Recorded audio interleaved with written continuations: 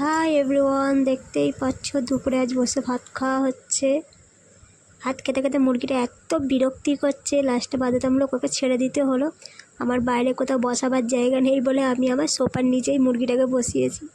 আমার ভাইয়ের শখ মুরগির বাচ্চা তুলবে, তাই আমি মুরগিটাকে দেখতেই পাচ্ছ সোফার তলায় বসিয়েছি। আমাকে খেতে দেখে ওরও খিদে লেগে গেছে, ওইটাই উঠবে করছে। আমি ওকে তাড়িয়ে বাইরে বের করে দিলাম।